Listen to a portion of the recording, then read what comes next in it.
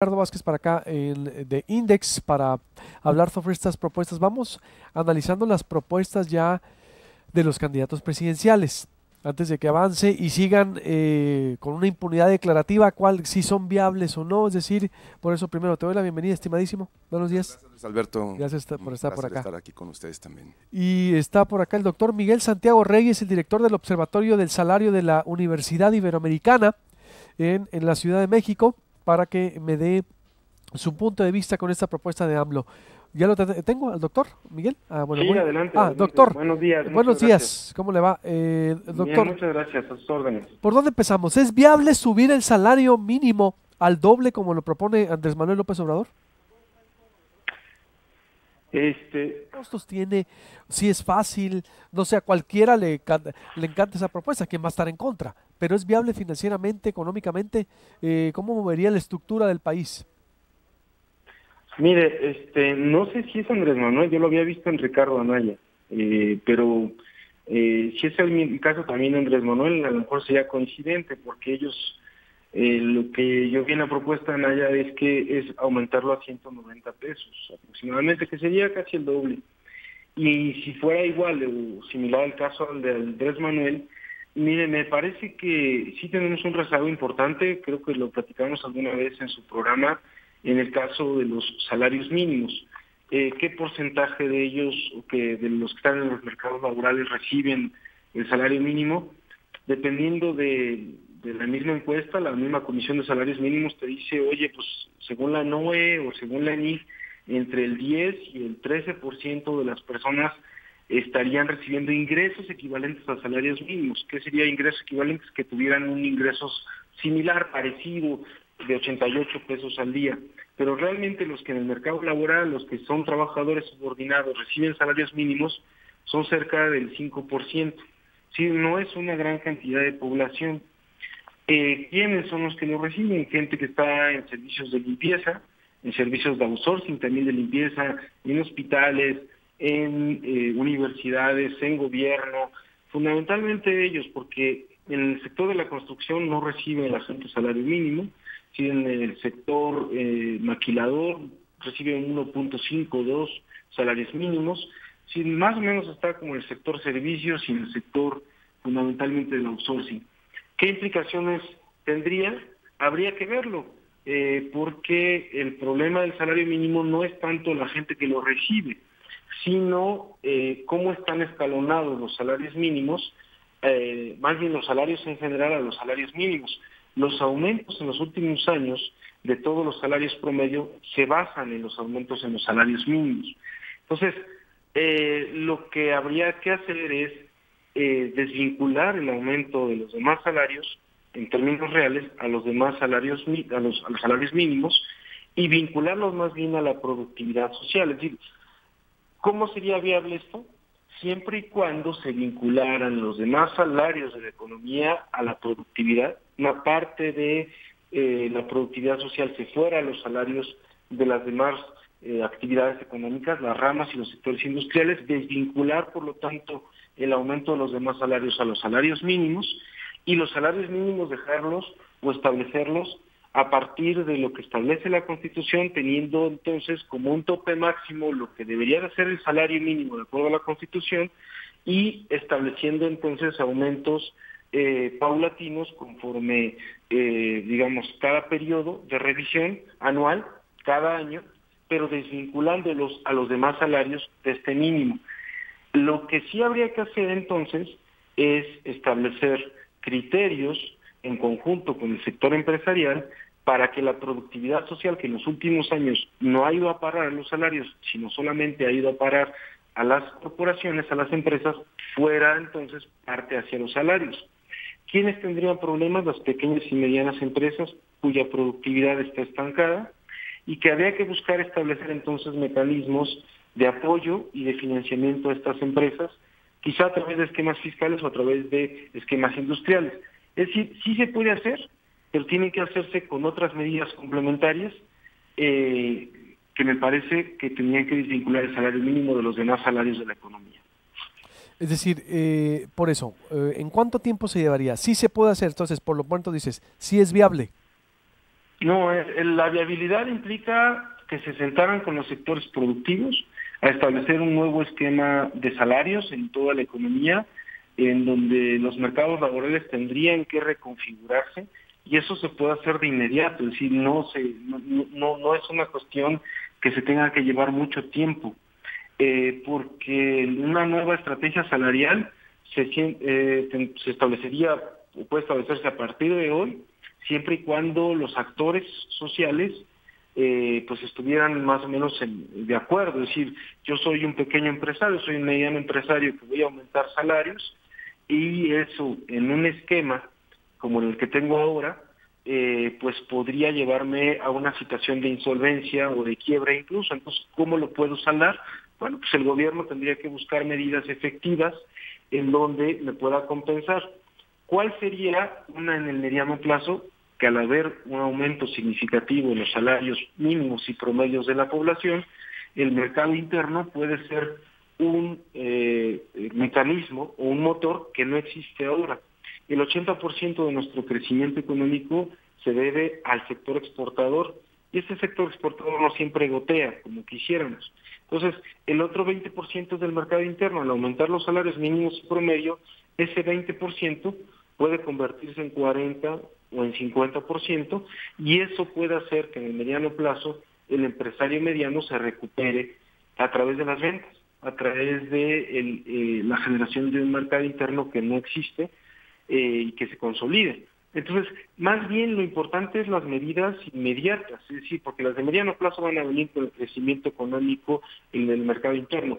Las inmediatas para que los empresarios medianos y pequeños puedan en un momento determinado responder, y creo que tiene que ver con incentivos específicos del gobierno.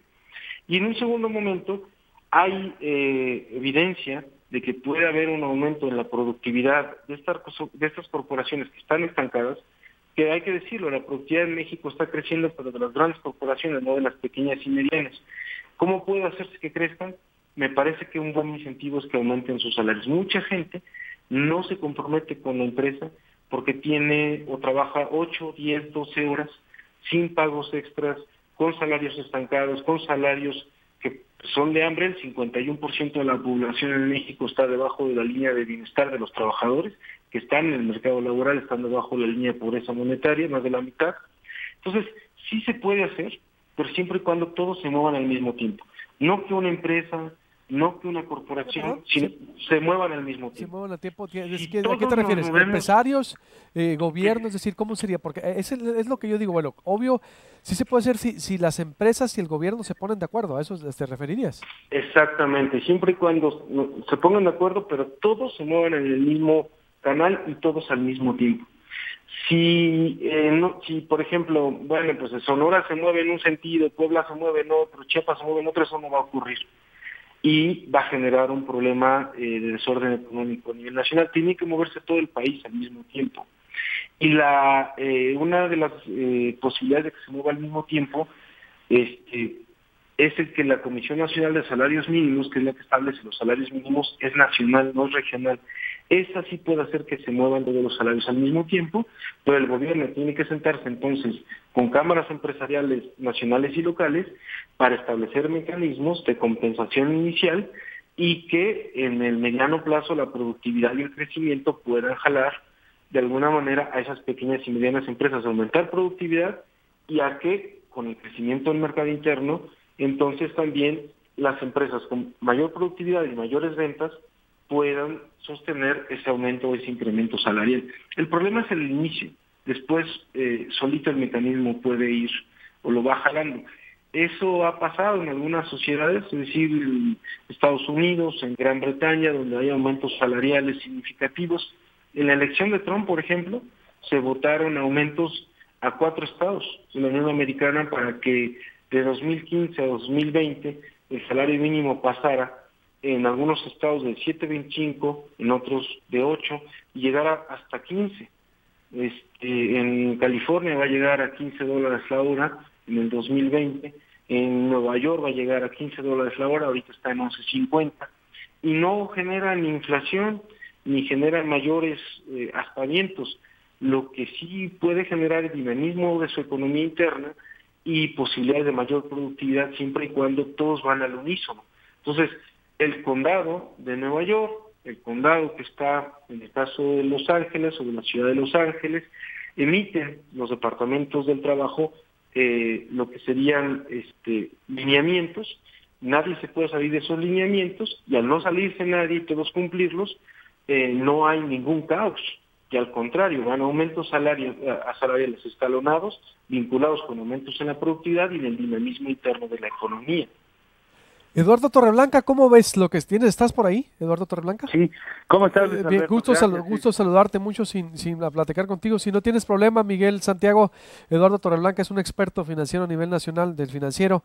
Me gustaría preguntarle también de este tema, que lo he convocado para el IVA, si se puede bajar o no, pero se me hace interesante dar este paso, si se puede bajar o no el salario, subir el salario mínimo primero, Eduardo Torreblanca. ¿Cómo ves lo que dice el doctor especializado en este tema? Mira, me parece muy interesante y coincido totalmente con él. Lo estaba escuchando con mucha atención, y esa es una labor y ese es un proceso complicado, pero muy posible, factible, si los agentes de la producción, si hay una coincidencia en la forma en que se tiene que trabajar para alinear acciones políticas públicas que permitan una recuperación sostenible del salario e incrementarlo en el tiempo.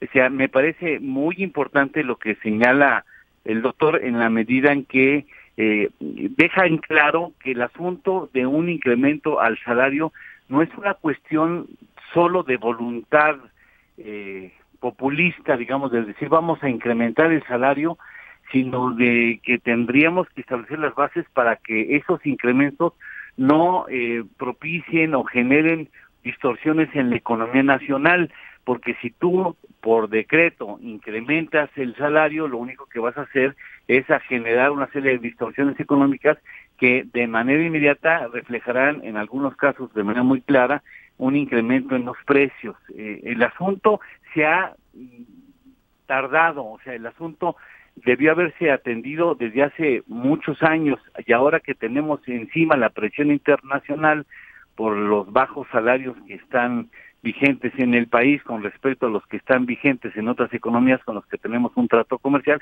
ahora nos apremia el hecho de poder encontrar una solución que al menos garantice a nuestros socios de que vamos a tomar ya las medidas necesarias para ir solucionando este problema en el mediano y largo plazo, porque el salario, no sé si coincida con esto el doctor, el salario mínimo viene con un rezago de manera muy significativa en los pasados 25, 30 años, y no se va a recuperar en 6 años, por supuesto que no, algo que fue perdiendo valor en los pasados 30 o 25, no se va a recuperar en 6 años.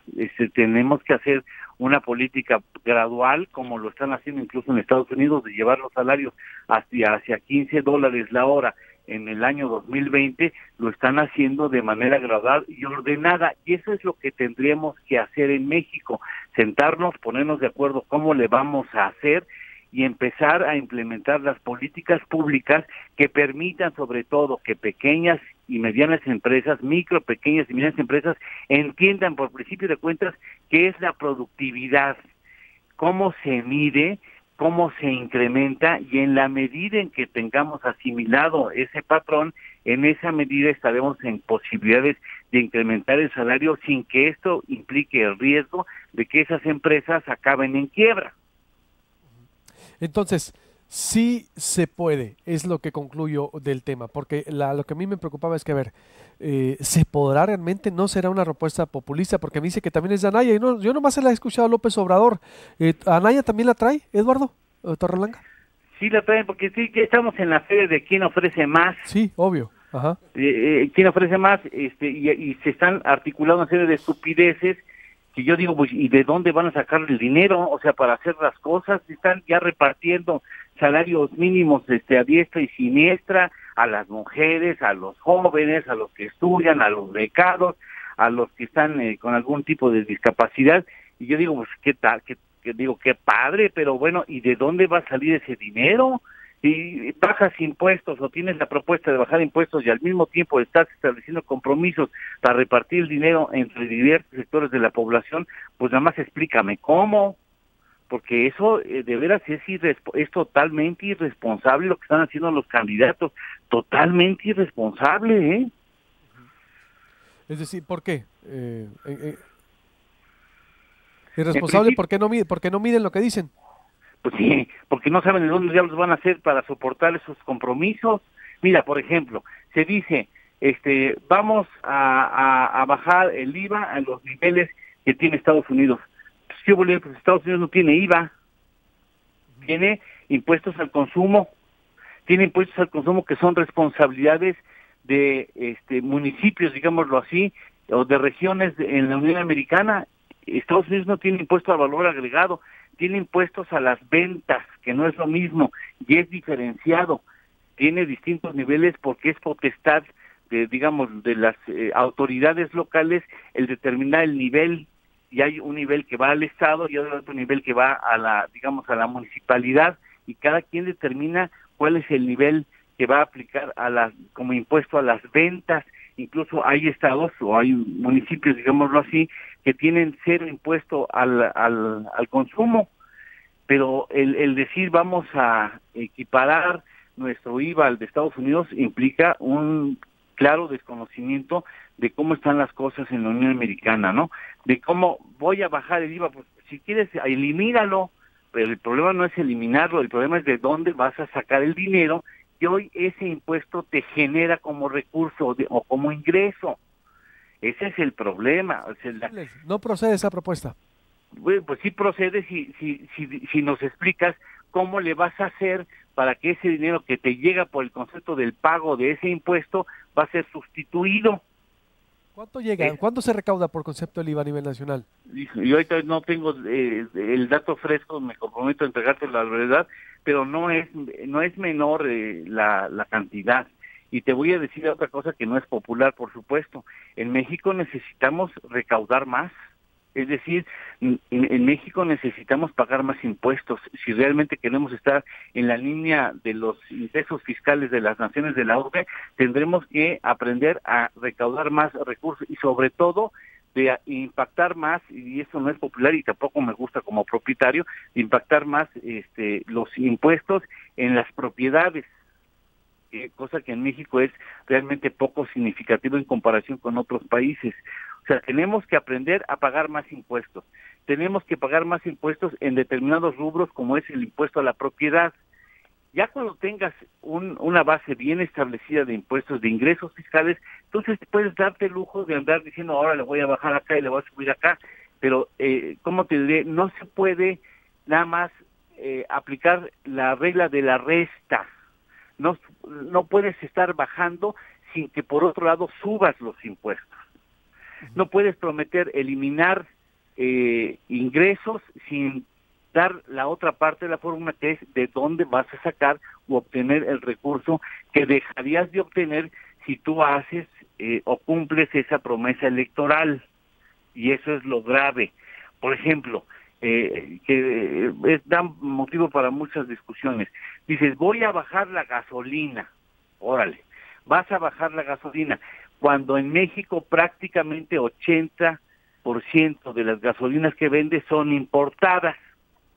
Hay un conflicto en Medio Oriente, en alguno de los estrechos marinos por los que pasa o se traslada el petróleo en buques especializados, y automáticamente el precio del petróleo se va a disparar y por ende el de la gasolina. Y tú te quedaste empeñado con la idea de que vas a bajar la gasolina, y si quieres la bajas al nivel de Venezuela, si quieres la regalas, pero bueno, la vas a tener que pagar de todas maneras. ¿De dónde vas a sacar el dinero para importar esa gasolina y ponerla en manos de los particulares? O sea, el asunto no es solamente el ofrecer, el prometer, sino el tratar de soportar que lo que tú estás diciendo tiene asidero, tiene forma de ejecutarse sin que esto represente en el mediano y largo plazo un gravísimo daño al erario federal. Por eso, por lo que me dices, no dicen los cómo, no dicen de dónde van a sustituir ese dinero, es sin procedente hasta ahorita, por lo que veo, Eduardo. Sí, sí. Si no dicen cómo, pues entonces, ¿cómo le voy a hacer? Doctor Yo quiero llevar a mis hijos a Harvard. Claro que los quiero llevar a Harvard, pero ¿cómo le voy a hacer? ¿Cómo voy a pagar la colegiatura? Ese es el chiste, no solamente las puras intenciones o los compromisos con mi esposa, que mis hijos van a estudiar en Harvard, sí, a ver, ¿y de dónde vas a sacar el ingreso para poder soportar los gastos que este compromiso implica? ¿Cómo ves, doctor Miguel Santiago? Que sé que es para salario lo tuyo, pero lo que dice Eduardo, ¿tienes tú alguna opinión sobre el IVA? ¿Se puede o no? No dicen los cómo, la ve improcedente. Pues miren, generalmente cuando se hacen propuestas de campaña, es muy difícil decir los cómo. A veces se dicen, a veces no se dicen, a veces sí los tienen claros, a veces no, pero me parece a mí que más allá digamos, de los cómo siempre se encuentran. Yo ahí tengo una opinión un poco distinta. Mi opinión es que cuando te dicen es viable o no es viable, en general lo que habría que pensar es viable para quién o viable para qué. Sí, no, desgraciadamente la población en México y en muchos de los países de América Latina, donde son sociedades muy desiguales, pues no somos iguales. Es decir, al ser tan desiguales, al tener pisos tan disparejos, pues cuando tomas una medida, sea cual sea, pues necesariamente puedes afectar a alguna de las partes, ¿no? Voy a poner el ejemplo de los salarios y me regreso quizá un poco a la parte del IVA. Cuando cayeron los salarios o vino la caída de los salarios desde los años 80 hasta la actualidad, pues pocos dicen que esa es una tendencia que se dio a nivel internacional. Si nosotros vemos la correlación que hay entre la caída del salario en México y la caída del salario en los Estados Unidos, nos sorprenderíamos de ver cómo esos vaivenes que tuvieron en los 70 y que vienen después como una caída profunda en los años 80 en México, pues está muy parecido al comportamiento que presenta en los Estados Unidos. ¿Dónde se rompe esa similaridad, o esa similitud más bien, entre México y los Estados Unidos? En los 90. En los 90 los Estados Unidos tenían un salario estancado a mitad de los 90, pero que empieza a elevarse posteriormente, y en México ese salario nunca se elevó, se rompió ese comportamiento similar con los Estados Unidos. ¿Por qué cayeron los salarios a nivel internacional, a nivel mundial? Bueno, hay una crisis internacional en los años 70, que le pega mucho más a América Latina en los años 80, con la década perdida, pero que en general parte de las crisis económicas se las cargas a los trabajadores. Es decir, en una crisis que hay, bueno, pues hay desempleo, no hay ventas, al no haber ventas cae la producción, al caer la producción despides más gente, ¿no? Y viene como una oleada, por eso se llama una crisis. Pero entonces en esa crisis lo que hacen muchas de las corporaciones, de las empresas para sobrevivir, pues es, pues si no están bien habiendo ventas o están bajando las ventas, bajo los costos. ¿Cómo bajo los costos de manera inmediata? Pues no puedo dejar de pagar la renta, no puedo dejar de pagar la luz, no puedo dejar de pagar costos fijos, ¿no?, que tengo alrededor de mi establecimiento. ¿Qué hago? Bajo salarios. Entonces le digo a los que están trabajando conmigo, oigan, ¿prefieren seguir trabajando porque hay crisis, hay desempleo? No, bueno, pues les voy a pagar la mitad. Y entonces les dices, cuando vengan las épocas de recuperación, nos ponemos a mano y yo les subo los salarios. Pues resulta que cuando vienen las épocas de recuperación ni te pusiste a mano, ni les aumentaste lo que deberían aumentarles, les aumentaste conforme lo que te dicen que es la inflación. Pues la inflación dice que es el 4, pues me recupero y le voy al 4. Y entonces los que pagaron en las crisis, que fueron los trabajadores, no se recuperaron nunca en las épocas de bonanza. Cuando México tuvo, por ejemplo, un crecimiento significativo entre el 96 y el 2000, pues no hubo tampoco aumentos salariales, hubo aumento de empleo, pero no aumentos de salario. En los años de Fox, que tuvimos ingresos extraordinarios por la parte del petróleo, tampoco hubo no solamente de salarios, sino tampoco se movió, en el caso del presupuesto, una asignación hacia proyectos de inversión, de envergadura. No tuvimos como un impacto real en ese sentido, más bien hubo un aumento en el gasto corriente del gobierno, que como inercia se está llevando todos los impuestos y los ingresos del gobierno. Entonces, primero los trabajadores pagaron por la parte de la crisis y no se ha podido recuperar eso y tiene que buscar recuperarse, ¿no? Es decir, es algo de justicia. Yo pienso que sí se puede hacer, pero hay que establecer una estrategia para ello. Y casi siempre cuando se ha hecho inicialmente con un golpe de timón, es decir, dando un aumento inicial y sentando a las partes para decirles, este aumento va, ¿no? Y nos sentamos. Ahora, si es por decreto, no, pues los últimos aumentos de los años 90 hacia acá, del 92 al 2018, son por decreto. No hay un aumento que no haya sido por decreto en los últimos años, es decir, no están negociados los aumentos salariales en general en la economía, son por decreto. En el mercado laboral no está funcionando la oferta y la demanda. El gobierno dice que va a aumentar en 4% el salario mínimo, en eso aumenta. ¿En cuánto aumentan los demás salarios? Como dice el salario mínimo, como aumentó el salario mínimo. ¿Dónde puede haber negociación o capacidad de negociación? Pues a veces donde hay posibilidades de que haya sindicatos. Y si estos son honestos y representan a los trabajadores, y si no, pues no. ¿Qué pasa con el caso, por ejemplo, del IVA y los impuestos? Hay varios puntos que tocó, o que acaba de tocar el colega, que me parecen importantes. Uno es que si queremos efectivamente que México aumente su recaudación, pues tenemos que aumentar los impuestos. Los impuestos, la carga impositiva está fundamentalmente cargada sobre la denominada clase media en México. Sí, trabajadores que son cautivos, a los que de inmediato pues están en la formalidad, le quitas una parte de sus ingresos.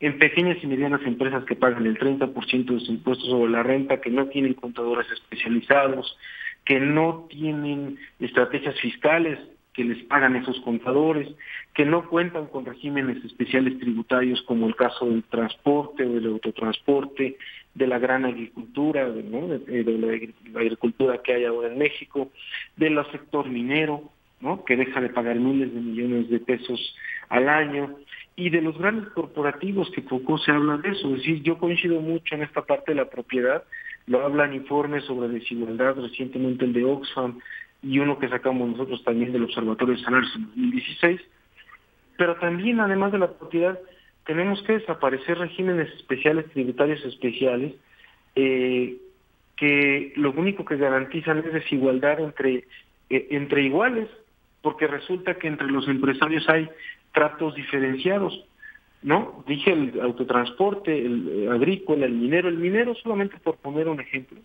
Si las empresas mineras pagaran lo que deben de pagar, como pagan en Canadá o como pagan en otros países de donde ellos mismos vienen, pues deberían de pagar del orden aproximadamente de 80,000 a 90,000 millones de pesos más. ¿Cuánto representa eso? Pues nomás para que nos demos una idea, el programa Prospera, que es el programa emblema del gobierno federal para combatir pobreza, destina 80,000 millones de pesos para ese rubro. O sea, tendríamos para otro programa de Prospera si pagaran las mineras. Pero más aún, si pagaran los grandes corporativos, que pagan a veces entre 1 y 3% de sus ingresos, podríamos tener entre 800,000 y 1 billón de pesos. O sea, podríamos tener muchísimos más recursos. Ahí en esa parte yo creo que la discusión sobre el IVA, pues suena pueril si nosotros nos vamos realmente a que paguen los que deben de pagar realmente. ¿Cuánto es el ingreso del IVA hoy? De acuerdo a lo que es el presupuesto, bueno, más bien hay leyes de ingreso, el presupuesto de ingresos de la Federación para este año aprobado, se espera que el gobierno recaude 701,000 millones de pesos por concepto de IVA, que equivalen al 16.7% de los ingresos totales del gobierno federal. ¿Dónde está el grueso fundamental de la recaudación? Pues está en el impuesto sobre la renta, porque ese tiene casi el 56%. Bueno, el impuesto sobre la renta está ahorita más o menos en el orden de 1.300.000, casi 30%, un poquito, muchísimo más de lo que fuera el IVA. ¿Dónde había una recaudación importante, significativa y que tampoco le hemos discutido? En el impuesto a las gasolinas. Cuando alguien habla, por ejemplo, de mover el precio de las gasolinas, me parece que tendría que ver con que, no con que mueva el precio del mercado de las gasolinas, sino con que el impuesto a las gasolinas, que es un impuesto muy alto para el caso de los mexicanos, estamos pagando el precio de la Magna, que puede rondar hoy entre los 17.50 y 18 pesos, dependiendo de la gasolinera o del estado donde estemos. Pero supongamos que estamos en 18 pesos el litro, pues son 6 pesos de impuesto. O sea, nosotros realmente el precio de mercado, con todo y que lo importemos, y además con un margen de ganancia y rentabilidad del 10% para quien está en el negocio de las gasolineras, estarían entre 12 y 13 pesos máximo. Lo que pasa es que tenemos un impuesto muy alto, y esos impuestos altos surgieron a partir del año 2013, o sea, con la reforma fiscal de Peña Nieto. Y en esa reforma fiscal de Peña Nieto, pues estamos pagando 300,000 millones de pesos de impuestos a las gasolinas, que no pagábamos antes. No había un solo peso en términos de recaudación de impuestos sobre las gasolinas. Si nosotros incluso lo comparamos con el caso, sí, porque decimos, bueno, pues, oye, y en Estados Unidos eso, ¿cómo se ve? Porque normalmente diríamos, pues hay un porcentaje importante que se pagaría de impuestos. Claro, casi el 40, un poco más del 40% del precio actual se va a impuestos, 6 pesos. ¿Cuánto se va en el caso de los Estados Unidos? Bueno, pues si hacemos un comparativo, en el caso de los Estados Unidos es cerca de casi el 20%. O sea, podríamos bajar los impuestos significativamente. A la mitad podríamos cobrar 3 pesos de impuestos, no 6. Y las gasolinas podrían estar en 15 pesos. Yo creo que entonces la viabilidad tendríamos que preguntarles a ellos si en los comos lo harían de esa manera, ¿no? Pero me parece que cuando discutimos propuestas de los candidatos, más de ver si son viables o no, yo creo que muchas de esas cosas son viables. Es qué impacto pueden tener, a quién van a beneficiar, a quién van a afectar, a quién vas a beneficiar si bajas el precio de la gasolina, quitando los impuestos. Bueno, pues creo que a toda la población, porque les darías, y a los sectores medios fundamentalmente que tienen automóvil. Por eso la viabilidad, ¿no? Digo, ya para ir cerrando, pero la viabilidad, entonces, por lo que veo, es la viabilidad del IVA, ya para cerrar, doctor, ¿sí es posible, crees tú entonces, o no es posible? Mira, el IVA estaba antes en otros, en los niveles más bajos, y tampoco pasaba gran cosa. Es decir, yo creo que más que viable sí es, el problema es a quién vas a impactar, a quién sobre quién va a tener el efecto, ¿no? Entonces, yo no movería el IVA, es decir, yo no me iría a la parte del IVA, yo iría a otros impuestos, como el caso de los de la propiedad, el impuesto sobre la renta, el impuesto a la gasolina, ¿no? O sea, me iría más fundamentalmente sobre otros impuestos. Creo que lo que quieren atacar es competitividad en la parte de la frontera norte, pero me iría a atacar la competitividad en otros sentidos, es decir, fundamentalmente apoyando a lo que es la empresa en el sector norte del país, no tanto hacia el impuesto al consumo. Pero bueno, es una opinión mía, es decir, factible, yo creo que es factible, ¿no? Antes de 2013 estaba en una tasa menor y tampoco pasaba gran cosa. Creo que más bien la discusión es no tanto si es factible, sino a quién puede beneficiar, a quién puede afectar, qué impacto tiene en crecimiento, en desigualdad, en distribución del ingreso, en pobreza. ¿A quién afectaría y a quién beneficiaría, bote pronto? Yo creo que en el caso de bajar los impuestos al consumo, estarías beneficiando a los consumidores del norte del país.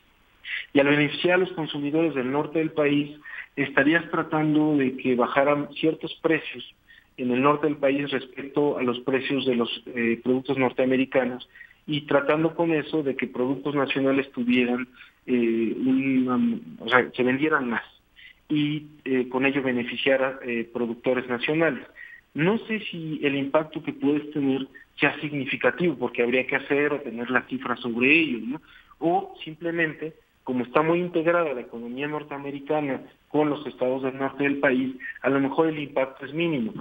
O sea, lo que habría que ver es si ese beneficio que se trata de hacer para consumidores y productores locales es significativo, o, dada la integración con la economía norteamericana, no lo es. Yo creo que más bien habría que ver si eso no beneficiaría obviamente a consumidores nacionales y productores nacionales, ¿no? Eduardo Torreblanca, conclusiones. Mira, yo creo que, como bien señala el doctor, si se puede, sí, pues de poderse se puede, si presentas en un acto de elemental responsabilidad la manera en que lo vas a hacer. Es decir, y a mí tengo serias dudas con respecto a los grupos que apoyan a los candidatos, si realmente sepan cómo le van a hacer. sin menosprecio del enorme talento que existe en el país en cuanto a técnicos y en cuanto a especialistas en la materia. Más se me antojaría escuchar de un candidato convocar a la necesidad de hacer una verdadera reforma fiscal que garantice que se pague más en aquellos sectores donde debe de pagarse más, que puedan evaluar la posibilidad de bajar el IVA en algunas regiones o en algunos consumos, el tratar de evitar los regímenes especiales que, como bien lo señala el doctor, siguen siendo discriminatorios e injustos, tratar de garantizar de que todos paguen lo que deben de pagar de impuestos y en función de una mayor recaudación derivada de una verdadera reforma integral que en ese sexenio no se dio. Entonces, en función de eso, hacer los ajustes oportunos o prudentes con la mira de que esas reformas de política pública puedan beneficiar a las empresas mexicanas y a la clase media o al consumo interno, y tratar de romper esa dependencia tan nociva que tenemos del mercado estadounidense. Entonces yo creo que sí se puede, si garantizas que vas a obtener de algún otro lado los recursos que vas a restar como ingresos de las promesas que estás realizando, Luis Alberto. Interesante. Pues te agradezco mucho, Eduardo, en verdad, tu tiempo como siempre. Doctor Miguel Santiago, no sé si tenga algo más que decir, pero creo que hemos abordado esto ampliamente, porque se trata de beneficiar al ciudadano, ¿no? ¿De qué forma se beneficia al ciudadano con esas propuestas?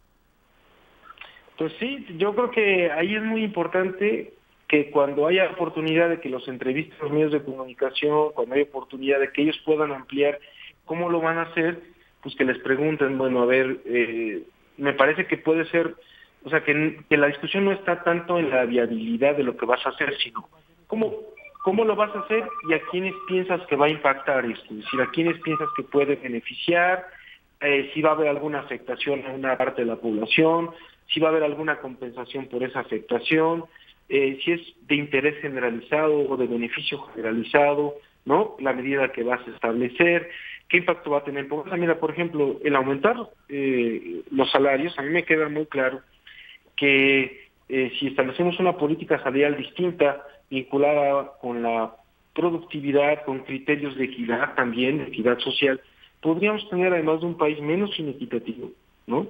Un país menos pobre.